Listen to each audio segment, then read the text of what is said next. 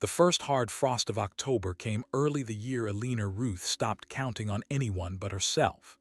She stood at the kitchen window before dawn with her coffee going cold in her hands and watched the windmill on the east rise turn slow and wrong, the way it had turned for 2 winters now, catching the wind and wasting most of it. The well below it ran shallow. The stock tank froze at the edges by November and stayed low all summer, and a cattle operation without reliable water was not an operation. It was a countdown. She knew what was wrong with the mill. That was the part that sat heaviest. The gearbox at the head had worn through, and the sucker rod below it had bent enough that every stroke pulled crooked and lost half its lift. She had climbed the tower herself the spring after Thomas died, hand over hand in a wind that wanted her off it, and she had seen the trouble plain. What she could not do was fix it alone. The head assembly needed 2 people and a block and tackle and a full day without wind, and the men she might have hired had quoted her prices that assumed she could not check their figures. She could. She had checked them against the catalog Thomas kept in his desk, and the numbers the men gave her were nearly double, every one of them, as if they had agreed on it beforehand. Maybe they had. She had thanked them at her gate and watched them ride off and gone back to hauling water in barrels from the creek, a half-mile each way, 4 trips a day in the dry months.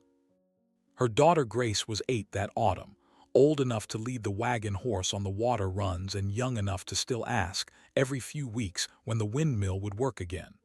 Alina had stopped giving her answers with dates in them. The town had its own answer, and she had heard versions of it at the mercantile and outside the church. The Ruth place was too much land for a woman. The herd was thinning.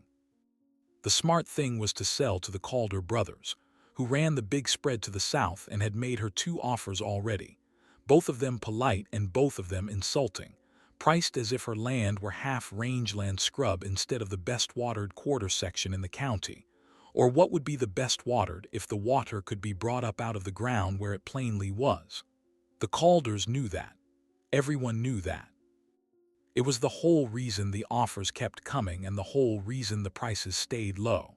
A working windmill would have doubled what the place was worth, and so it was in a certain number of pockets around that county for the windmill to stay broken. Alina understood this the way she understood weather. She did not waste anger on it. She hauled water. Jacob Pierce came through in the last week of October, riding a big-boned gray with a pack mule behind it loaded down with what looked, from a distance, like the tools of 3 different trades. He had spent 11 years moving west in stages, hearing out to ranches and railheads as a millwright and a mechanic, fixing pumps and gears, and anything else that turned, and he had learned in that time to read a piece of country by its machinery. Broken equipment told the truth about a place faster than the people in it did. He stopped in town for supplies and a hot meal, and he was standing at the counter of the mercantile when he heard 2 men by the stove discussing a widow's ranch north of the river. He did not mean to listen. But one of the men said the word windmill and the other man laughed. Lo, the way a man laughs at something that is going his way, and Jacob had heard that particular laugh before in other towns, near other failing places. He paid for his flour and his coffee and asked the storekeeper casually which road went north. He rode past the Ruth place the next morning with the frost still on the grass. He stopped his horse on the rise across the road and sat there a long while, looking at the tower on the east slope, watching the wheel turn its slow, crippled turn. He could hear it from where he sat. A windmill running right made one sound. This one made another. He knew, before he ever saw the woman or the child, exactly what had been done to them by doing nothing. Alina saw the rider on the rise while she was harnessing the wagon horse for the morning water run. She marked him the way she marked all riders now, by how long they stayed and what they looked at. This one looked at the windmill. That told her something. Men who came to look at her fences were appraising the land. Men who came to look at her cattle were appraising the herd. But the windmill was not worth anything to anyone as it stood, and so a man studying it was either a fool or a man who understood machinery, and he did not sit his horse like a fool. He came down the rise and up her track at a walk unhurried and stopped a respectful distance from the gate. He took his hat off before he spoke, which some men did as a performance. He did it like a habit. "Morning, ma'am. Name's Jacob Pierce. I was riding past and heard your mill." He nodded toward the east slope. "Gearbox is worn through at the head. You can hear it fighting itself on the upstroke. And I'd guess the sucker rod's bent, because the wheel hesitates at the same point every turn and a straight rod doesn't do that." Alina stood with the harness strap still in her hand. Grace had come out onto the porch behind her, quiet, the way the girl had learned to be quiet when strangers came. "You'd guess," Alina said. "I'd know if I climbed it, but I'd bet my mule on the guess." She looked at him for a long moment. 2 winters of men had come through her gate, and every one of them had started by telling her the problem was complicated. Complicated was the word that came before a high price. This man had stood at her gate for less than a minute and told her, for nothing, the exact 2 things she had seen with her own eyes from the top of the tower. "The men I've had out here quoted me a new head assembly and 3 days' labor for 2 men," she said. "It doesn't need a new head. The casting's likely fine, those air motor heads outlast the towers they sit on. It needs the gears pulled and replaced, and the rod drawn and straightened or swapped. 1 day's work with 2 people and a block and tackle if the wind lays down, 2 days if it doesn't." He settled his hat back on. "The gears can be ordered from the catalog for a quarter of what a head assembly costs. I expect you knew that already. You have the look of a woman who checks figures." Alina did not answer that. She was aware of Grace on the porch, listening, and aware of the barrels standing empty in the wagon bed, and aware of a half-mile of creek road she had driven so many times she could feel every rut of it in her sleep. "What are you asking?" she said. "Work through the winter if you'll have me. There'll be more than the mill there always is on a place that's been short-handed. I'll sleep in the barn, that's all I need. Meals if you can spare them, and I'll move on in spring or before whenever you say the word. I can't pay wages. I didn't ask for wages." "Then I'll ask you plain. Why?" Jacob was quiet a moment. He looked past her at the tower on the slope, and something moved behind his face that he did not explain. "I've been 11 years fixing machinery for men who could afford to have it fixed," he said. "Yesterday in town, I heard 2 men laughing about a mill that stays broken. I've heard that laugh before. I don't much care for it." It was not a full answer. Alina knew it was not a full answer, and she knew also that full answers in her experience were the ones most often rehearsed. She looked at his hands, which were scarred across the knuckles the way a mechanic's hands are scarred. She looked at his outfit, which was worn but kept, everything mended, nothing missing. She looked at his eyes, which met hers and stayed without pushing. "The barn's cold," she said. "I've slept in colder." She stood a moment longer. Then she nodded once the way she nodded at a deal done at market. "Water run comes first. The mill can wait 1 more morning. It's waited 2 years. "Then I'll haul water," Jacob said, and stepped down off his horse. They started on the mill the 3rd morning, when the wind laid down the way he had said they would need it to. Alina had expected him to work like the men Thomas used to hire, with noise and hurry and a running account of his own effort. Jacob worked the way Frost worked. Quiet, thorough, no motion spent twice.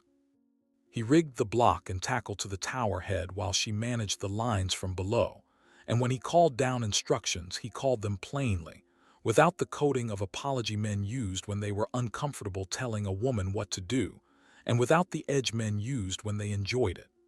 The gears came down in a canvas sling, and he laid the worn set out on the tailgate of the wagon so she could see them. He did not have to do that. He turned the main gear in his hands and showed her where the teeth had rounded off, and where the wear pattern ran crooked, which meant the bent rod had been dragging the whole assembly sideways for years. "It didn't break sudden," he said. "This is slow damage, years of it. Your husband likely heard it starting and meant to get to it."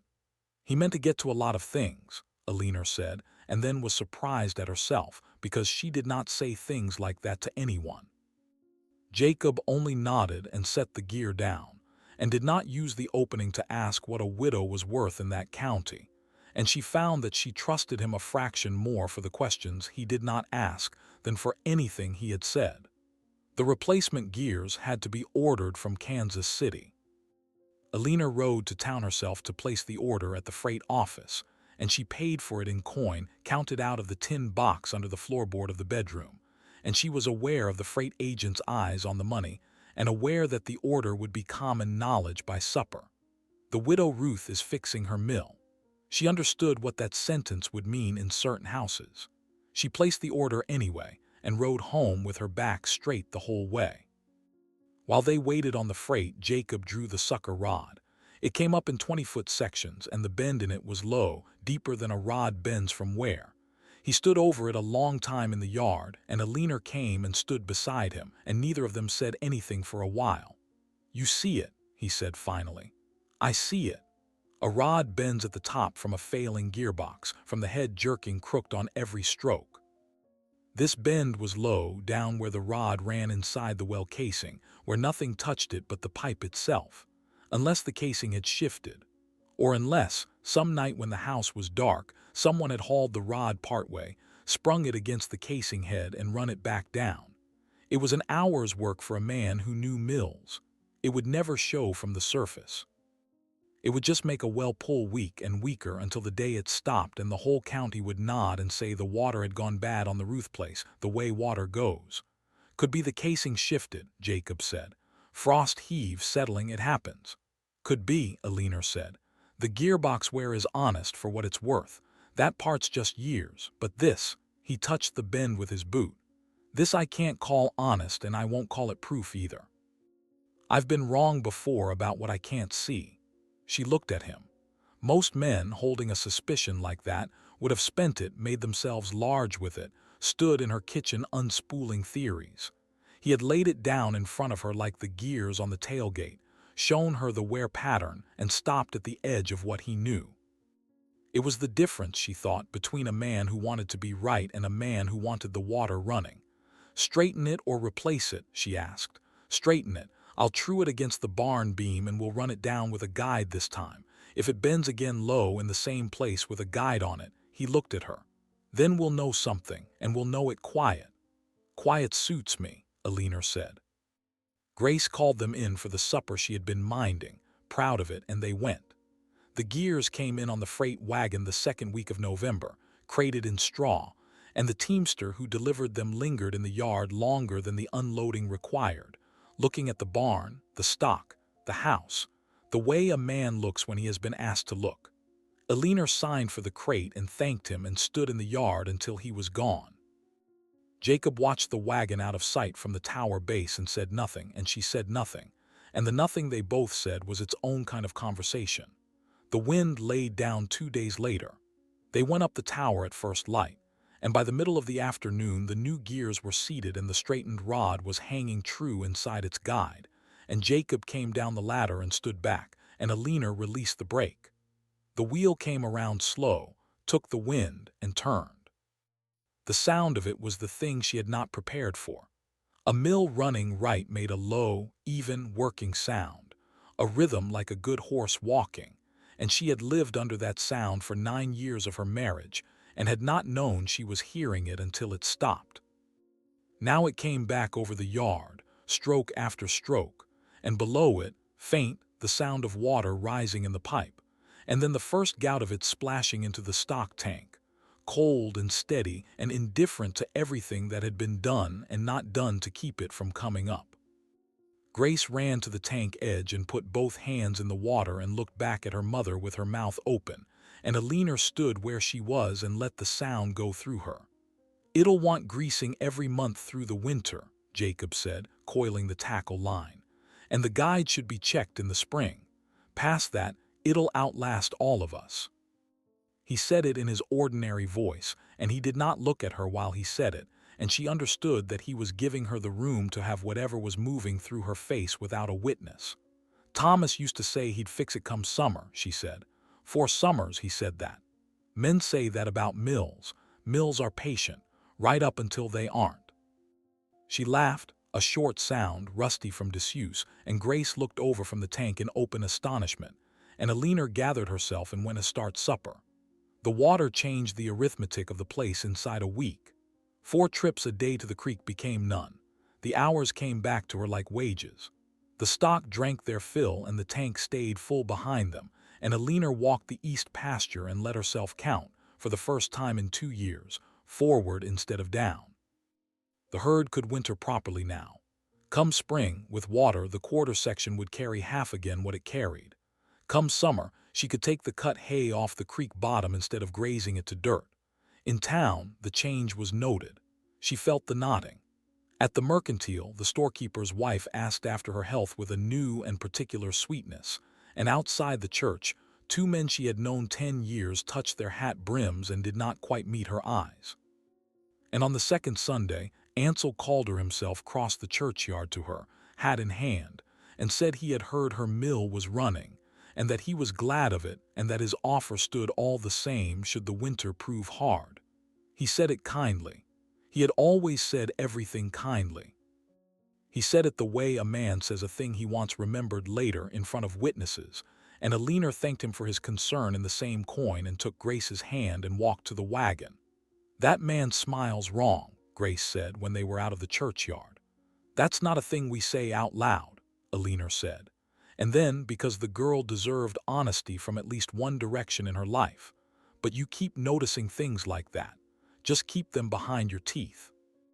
At the farm, the barn light was burning. Jacob had found the broken tooth on the hay rake and had it clamped and heating. There was always more on a place that had been short-handed. He had said that at the gate the first day. He worked at it steadily, one broken thing at a time, and the place answered him the way ground answers rain. Winter set in hard after the new year, and the rhythm of the place settled with it. Jacob was up before light, and the first sounds of every day were the pump handle in the yard and the barn door on its runner, and Alina found that she had stopped bracing at the sound of a man moving around her property. That had happened somewhere without her deciding it. She marked it one gray morning in January and stood with it a while, and then went on with the bread. He ate at the table now. That had been Grace's doing. Through November, Alina had carried his plate to the barn wrapped in a cloth, the blue-checked one from the cedar chest, and in the first week of December, with the cold coming down in earnest, Grace had asked at supper why Mr. Pierce ate with the horses when there was a chair right there. She had asked it the way children ask, with the whole force of plain sense behind it, and Alina had heard herself say that he was welcome if he cared to come in out of the weather. He had come in. He had hung his hat by the door in the same spot every night since and washed at the basin and taken the chair that was never spoken of as Thomas's chair, and somehow, taking it, he had made it into a different chair rather than a trespass. She could not have said how. Some men filled a room by demanding it. He filled it by leaving room for everyone else. Suppers were quiet at first and then less quiet. It was Grace who did the work of it, asking him questions that ran in every direction. Whether he had seen the ocean, whether mules were smarter than horses, whether the gears in the mill would last 100 years, whether he could make a music box, and what was the farthest he had ever been from where he was born. He answered every one of them seriously, the true answer, not the child's version, and Alina, listening from her end of the table, learned him in pieces by the light of her daughter's questions. Ohio, originally. A father who ran a machine shop and drank it away. A wife once briefly, dead of the fever in Missouri 11 years ago, which was the same number of years he had been moving west, and he did not say those two facts together, but Grace was quiet for a moment in a way that meant even the child had done that sum. "Do you have anybody?" Grace asked him once, straight out, over beans.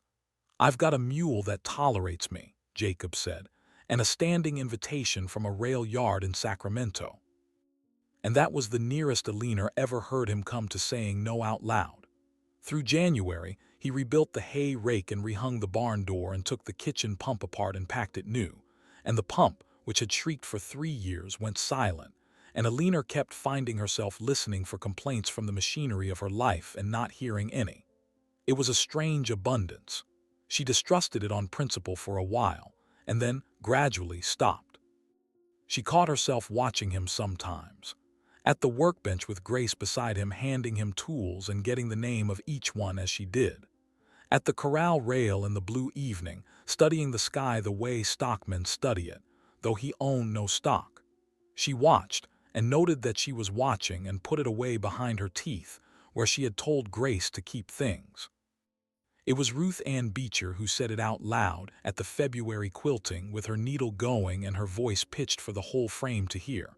4 months now, isn't it, Alina? Folks wonder when the work runs out. A pause, a stitch, or whether it's the kind of work that doesn't. The frame went quiet. Alina drew her thread through and took her time. The Calder brothers have hired men living on their place year-round, she said. Nobody wonders about them at quilting. That's different, and you know it. I know the difference, Alina said and looked up, and let the look sit on Ruth Ann a moment. I've buried a husband and kept his land and hauled my own water for 2 years. If wondering is all the help this town has to offer me, it can keep that too. She went back to her stitch. Pass the shears, please, Martha. The shears were passed. The talk moved on, the way talk does when it finds no purchase. The thaw came in mid-March, and with it the freight roads opened, and with the roads came the county assessor, a small man named Purcell with a leather folder and a way of not looking at the thing he was asking about. He walked the east pasture with Alina and looked at the full stock tank and the turning mill, and he allowed that the improvements would figure into the spring assessment and that her taxes would rise accordingly, and he said it with a mildness that did not match how quickly he had come. The mill isn't an improvement, Alina said. It's been standing 11 years. It's repaired. Repaired to working order. Working water changes a valuation considerably. He made a note in the folder. You understand, it's the same arithmetic that would have served you at a sale. I'm not selling. No, Purcell said, mild as milk, though the assessment doesn't care either way, of course. He touched his hat and went to his buggy, and Alina stood in the pasture and watched him go and did the sum he had wanted her to do. Higher taxes on a place still climbing out of 2 thin years. It was not a blow, it was a lean. Somebody was leaning, gently, in a way that would never show a handprint, and the assessor had come out at somebody's suggestion weeks before assessment season, and she could put a name to the suggestion without straining. She told Jacob that evening plainly, because they had fallen into the habit of plainness, standing at the corral rail while Grace did her figures at the kitchen table inside. He listened all the way through, which was itself a thing she had noted about him. He did not begin answering in the middle of her sentences. Taxes you can pay if the place produces, he said, so the lien only works if the place doesn't produce, which means the next thing to go wrong here won't be paperwork. He looked out at the dark shape of the mill against the last light. I run a wire from the tower base at night. Trip line, nothing that hurts anybody. Rings a bell in the barn. I've done it before at rail camps. You think it comes to that? I think a man who will bend a rod once has already decided what he is. The rest is just occasions. She was quiet a while. The mill turned, even and low the good sound. I keep waiting to be surprised by any of this, she said. I notice I'm not. I don't know what that says about me. Says you've been paying attention, Jacob said. That's all it says. The bell rang on a Friday night in the first week of April. It rang twice, jangled short and cut off, and Jacob was out of the barn with a lantern in one hand and no gun in either, which was its own decision made long before. Alina came out onto the porch with Thomas's rifle and stood where the light from the doorway made her plain to see and did not raise it. In the yard, caught between the lantern and the porch, a man stood tangled at the ankle in tripped wire with a hand still on the tower's ladder rail. Young, hired-looking. A face she half knew from the South Country, not a Calder. Calders did not come themselves. That was the whole architecture of men like that. There was always a rung below them to stand on. You'll want to give a name, Jacob said, easy, the lantern steady. The man gave one. Del Hurst. He gave it fast and gave the rest nearly as fast, being 20 and caught and lit from 2 sides. $40 offered in the back room of the feed store to draw the rod and spring it low, same as had been done before. He said same as before and then heard himself say it and stopped. Who paid the first time? Alina asked from the porch. Her voice was level. The rifle stayed down. Same man that paid this time, ma'am, foreman on the Calder place. Wade Kittredge. The boy's voice cracked on it. I never, the first time wasn't me. I only heard it talked. Jacob looked at the boy a long moment, then at Alina, and in the lantern light something passed between the porch and the yard that had nothing in it for Del Hurst to read. "Sit down on the trough edge, Del," Eleanor said. "You're going to say all of that again slow while my daughter's asleep, and I'm going to write it down." Del Hurst talked for the better part of an hour, and Eleanor wrote it down at the kitchen table by lamplight. In the ledger hand Thomas had taught her, dates where the boy could give them and plain words where he could not. $40 offered by Wade Kittredge in the back room of Haas's feed store, the second Tuesday of March. Instructions given twice, the boy repeating them back. Draw the rod at night, spring it low against the casing, run it down again, leave no mark. And the older thing, the thing only heard and not seen, that the same work had been bought once before, 3 years back autumn, when Thomas Ruth was 5 months dead, and the widow had just turned down the first Calder offer. When it was done, Eleanor read it back to him, all of it, and the boy sat on the edge of his chair with his hat mangled in his hands and agreed to every line. She turned the ledger around and set the pen by it. "Sign it." "Ma'am, if I sign that I can't work in this county." "If you signed on to wreck a widow's well, you were already done working in this county," Eleanor said. "The only question left is which side of the page you're standing on when it comes out. I'm offering you the better side. I won't offer twice." Jacob stood by the door, arms folded, saying nothing. He had said nothing through the whole hour, and Eleanor understood the gift of it. This was her table, her ledger, her land, and he had planted himself in the room like a fence post, present and silent, so that his presence backed her without once crowding her. Del Hurst signed. His hand shook and the signature was a schoolboy's, and it was enough. "Now you'll ride home," Eleanor said, closing the ledger, "and you'll say nothing to anyone, and if Kittredge asks, the wire fouled you before you touched the tower and you lit out. That much is even true." She looked at him until he looked at her. "You're 20. You've got one bad night in you so far. Some men collect a whole life of them. Go be the other kind." The boy went. They heard his horse fade off south, and the mill kept turning, even and low, and Eleanor sat with her hand flat on the closed ledger like a woman holding down a live thing. "You didn't ask for the sheriff," Jacob said. "Sheriff Lahman hunts birds with Ansel Calder every October." She said it without heat. A signed statement from a scared boy against the county's biggest outfit in that sheriff's hands is worth the paper and no more. Worse than nothing, it warns them.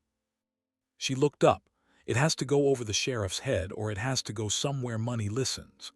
Jacob pulled out the chair across from her and sat, and turned his hat slow in his hands, the way he did when he was working a mechanical problem. "Then you take it where money listens," he said. "The Calder brothers run on borrowed capital. Every big outfit does. Cattle paper, notes against the spring drive, drawn on the stockman's bank in the county seat." He set the hat down. "I fixed pumps for that bank's president 2 counties back. Man named Gerald. What a banker fears isn't crime. It's a borrower who solves problems in ways that can end up in front of a judge, attached to the bank's name in a newspaper. A signed statement that the Calder foreman is buying sabotage against a neighboring freeholder. Gerald doesn't need it proved. He only needs it possible, and his auditors do the rest. Banks don't call in the sheriff. They call in the note." Eleanor sat with that. Outside, the wind had come up and the mill ran a little faster, and the sound of water going into the tank came steady under everything. "Kittredge might have done it off his own hook," she said, testing it. "The brothers might not know. Might be.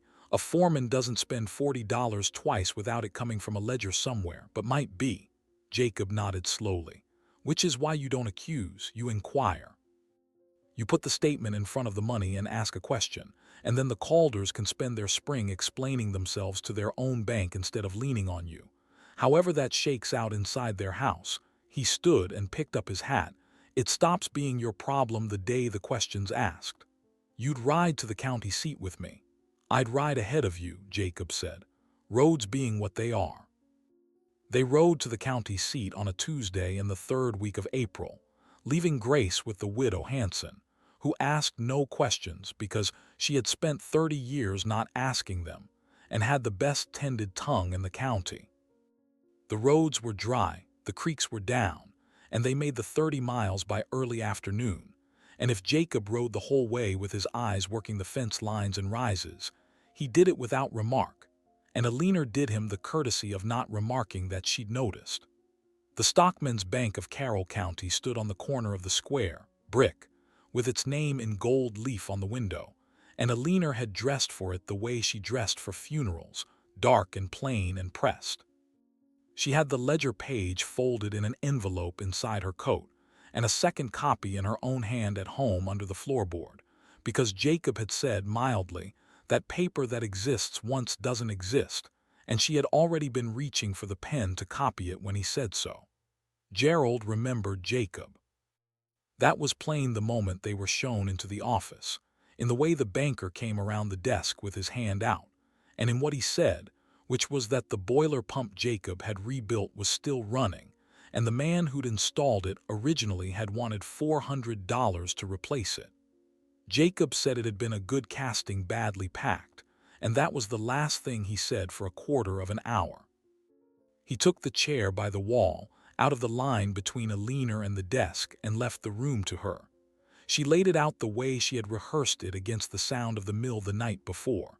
Her name, her land, her husband's death, the 2 years of hauled water, the repair, the assessment that followed it inside a month. And then the envelope which she placed on the desk unopened and did not push toward him. "Before I say what's in this," she said, "I'll say what I'm not here for. I'm not here to accuse your borrowers of anything. I can't prove what I believe, and I don't intend to try. I'm here because I believe the Calder operation carries notes with this bank, and because what's in that envelope is the kind of thing your auditors would rather hear from a small freeholder in April than from a district judge in August." Gerald looked at the envelope for a moment without touching it. He was a heavy, careful man with a banker's stillness, and when he did pick it up he read the statement through twice, and Alina watched his face and saw exactly nothing, which told her he was taking it seriously. Men's faces went empty at the size of a thing, not the smallness of it.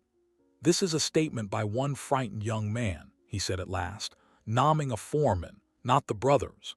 "Yes, sir, that's exactly what it is. And I'd add that the boy signed it in my kitchen with no promise made him and no harm offered him, and that a second copy exists, and that I came to you before I went anywhere else." She kept her hands still in her lap. "You asked what it is. I'll tell you what it does. It puts a date on when the bank knew. Whatever happens after today, Mr. Gerald, there's a today, and you and I are both in it." The silence went on a while. Somewhere behind the wall a clerk's stamp came down at intervals, steady as a mill. "You could have taken this to Sheriff Lahman," Gerald said. "I could have taken it hunting in October, too. It would have gotten the same look at it either way." And there, for the first time, something crossed the banker's face, not quite a smile, but the muscles considering one. He set the statement down, squared it against the desk blotter, and asked her what she wanted. "Nothing," Alina said. "That's the part I need you to hear plainly. No payment, no paper, no promise. I want my well left alone, and I want the leaning to stop, and I don't much care how the arithmetic gets done to make that happen. I run cattle and raise a daughter. That's the whole of my ambition, and I'll thank the county to let me get on with it." Gerald looked at her a long moment, then over at Jacob, who had not moved, and then back. "Mrs. Ruth," he said, "I believe the bank can look into its own affairs. What the bank did, it did quietly, and the county only ever saw the edges of it. In the first week of May, Wade Kittredge drew his pay and left the Calder outfit, and the story given out was that he'd taken a foreman's job in Montana, though no one could name the ranch. The assessor's spring figures came to Alina by mail, and the valuation had been worked out at a number so ordinary, so precisely fair, that she read it twice looking for the lien in it and found none.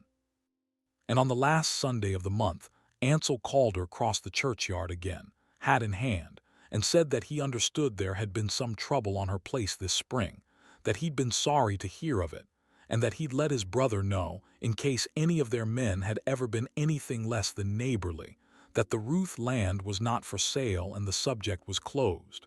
He said it kindly. He said everything kindly. But he said it in front of witnesses, which was the coin that mattered, and Alina thanked him in the same coin, and that was the end of the leaning, and neither of them ever said a truer word to the other as long as they both lived in that county. You'll never know how far up it went, Jacob said that evening at the corral rail. Whether the brothers bought it or only bought the not knowing of it. No, Elinor said, and I find I can live to a fine old age without knowing. The well runs, the question got asked. She looked out at the mill turning even and low against a green sky. You taught me that, fix the water, let the courthouse rust. I don't recall saying anything that clever. You said it with a valve in your hand. It sounded better. The spring work came on then, and it came on hard, the way spring does, branding and the garden and the creek bottom to fence for hay, and the herd carrying more calves than it had carried since Thomas died, because stock water all winter does its arithmetic in the blood. They worked through it, the three of them, and the place answered. And underneath all of it, unspoken, ran the sentence Jacob had said at the gate in October. I'll move on in spring or before, whenever you say the word. Spring was here. Nobody had said the word. The word stood out in the yard between them like a horse nobody would claim. Elinor caught it in small things. He had begun in April to fix the last things, the deep repairs a man makes when he means to leave a place standing on its own. New leathers cut and hung in the barn, labeled for the next 10 years of pump work. The catalog numbers for the mill gears copied out in his careful mechanic's hand and left folded in Thomas's desk where she would find them. He was not packing. He was doing something quieter and worse. He was making himself unnecessary. Grace saw it too. The girl had gone watchful at supper, her questions thinning out, and one evening in the last week of May she put her fork down and asked, straight out, the way she asked everything, "Are you leaving when the hay's in?" The kitchen went still. Jacob set his own fork down and gave the question the respect he'd given every question she had ever asked him, which meant he did not answer it fast and did not answer it small. "I made your mother a bargain in October," he said. "Work through the winter, sleep in the barn, ask nothing else. Winter's done. Bargains that run past their word start costing somebody something. I'd sooner leave a day early than a day late." "That's not an answer," Grace said. "That's arithmetic." "Grace," Elinor said. "Well, it is." "It is," Jacob agreed. "It's the arithmetic of not overstaying a welcome. It's the only sum I know for it." Grace looked at her mother, and Elinor felt the look land, and understood that her daughter had just carried the question as far as a child could carry it, and had set it down, deliberately, on the table in front of the only person who could carry it the rest of the way. 8 years old, and she had done at supper what Elinor had been circling for a month of evenings. Elinor looked down the table at Jacob Pierce, at the steadiness of him, and heard herself say, "Nobody at this table has said the word. You might notice that before you go cutting leathers for a stranger's pump." The hay came off the creek bottom in the second week of June, 3 days of heavy work with the loan of the Hanson boys and their wagon, and when it was stacked and the last load roped down, the Hansons went home and the evening came on long and gold, and the place stood around them finished in a way it had not been finished in years. Fences tight, barn sound, tank full. The mill turning even and low on the east rise, doing its work the way it would do it for decades, because a man had trued every piece of it with his own hands. Elinor found him at the workbench in the barn, where the whole thing had started to end the autumn before. He was oiling the block and tackle before hanging it up, and she stood in the doorway until he looked up, and then she came in and set a cup of coffee on the bench beside him, the way she had set one on the fence post every morning for 8 months. "The hay's in," she said. "It is. You said spring or before. It's past spring. I know what month it is, Elinor." It was the first time he had used her name bare without the missus, and they both heard it, and he did not take it back. She looked at the tackle in his hands, at the leathers hanging labeled on the wall, at all the quiet arrangements of a man making a place ready to run without him. "I've been trying to work out how to say a thing," she said, "and I've decided I'm not able to say it small, so I'll say it plain instead. When you fix a thing, you stay to hear it run. You did it with the gears and the pump and the rake. You stood and you listened until you were sure." She made herself hold his eyes. "You fixed more here than the mill, and I notice you're fixing to leave before you've heard it run." Jacob set the tackle down slow. He wiped his hands on the rag at his belt, taking his time about it, the way he took his time at the top of a tower with the wind coming up. "I've been carrying something since Missouri," he said. 11 years. I told myself it was grief, and for a while it was, but grief wears through, same as gears, and what's left after is just the habit of moving. A man can mistake that habit for who he is. He looked at her. I stopped mistaking it somewhere around January. I'd sit at that table with the girl asking her questions and you at the end of it, and I'd think, this is the thing I've been riding past for 11 years. And then I'd think, it isn't mine, and a man who was hired to fix the water has no business fixing his eye on more than the water. "You weren't hired," Alina said. "I couldn't pay wages. As I recall it, that made you a volunteer, and a volunteer can fix his eye where he pleases." The corner of his mouth moved, not quite a smile, the acknowledgement of one. He reached into the pocket of his coat, hanging on the nail by the bench, and brought out something small and held his hand open. A ring, plain silver, worn soft at the edges. "It was my mother's," he said. "I've packed it 11 years and never once known what I was packing it toward. I'd like to marry you, Alina. I'd like to stay and hear this place run. All of it. The rest of my life, if you'll have it." She looked at the ring, and at the scarred hands holding it steady, and at the man who had stood in her yard in October and asked for a barn roof and nothing else, and had then gone and given her back her water, her winter, her daughter's questions, and her own laugh, which she had thought was buried in the same ground as Thomas. "Yes," she said, "I'll have it." They married in September when the work allowed, which both of them thought was sensible and neither of them minded. Grace stood up front with the ring in her keeping, holding it like a live coal, solemn as a deacon. The widow Hanson cried. Gerald, the banker, sent a letter of congratulation that made no mention of anything, which was its own kind of eloquence. And on an evening in October, a year to the week from the morning a rider had stopped on the rise, Alina stood at her kitchen window with her coffee warm in her hands and watched the mill turn against the last light, even and low, the good sound, water coming up cold and steady out of the deep ground where it had been all along, waiting only for someone to see what everyone else had chosen not to see. She went and started supper. And that was the story of Alina and her daughter Grace, and of the millwright who heard a broken windmill from the road and knew exactly what had been done to them by doing nothing. If this story stayed with you, let me know in the comments, and thank you for listening.